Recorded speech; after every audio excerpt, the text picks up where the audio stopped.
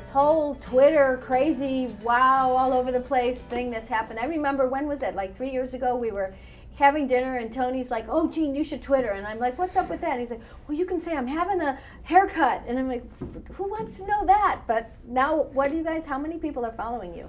I think there's about 1.4 million people following Tony. I don't have as big of a following. I have about 10, 11,000 people following me. It started out in a very simple way. Tony went to South by Southwest and they used Twitter to communicate. He came back and said, there's something to this. I'm not sure where it's going. So he got a few of his friends to follow him.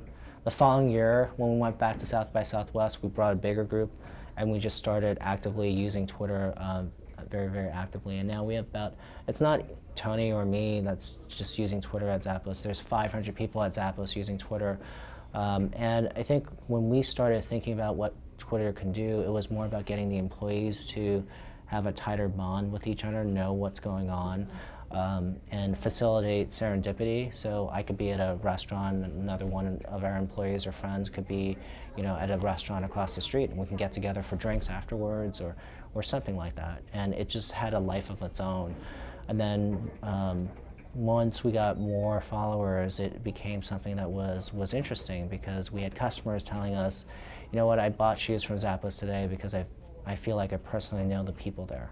And that phenomenon we could have never predicted.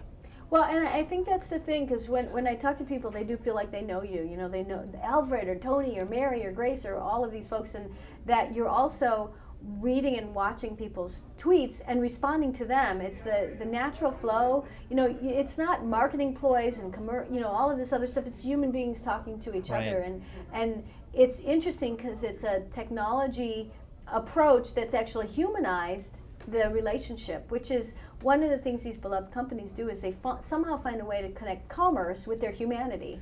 Right, and most of our tweets have nothing to do with promoting Zappos. It's just what we're doing today. I was at the U2 concert during the weekend. I sent out a bunch of pictures, and I have friends who thank me for sending those pictures. I have customers thanking me for sharing that experience with them. So it is definitely an interesting experience to just live on this very open sort of world.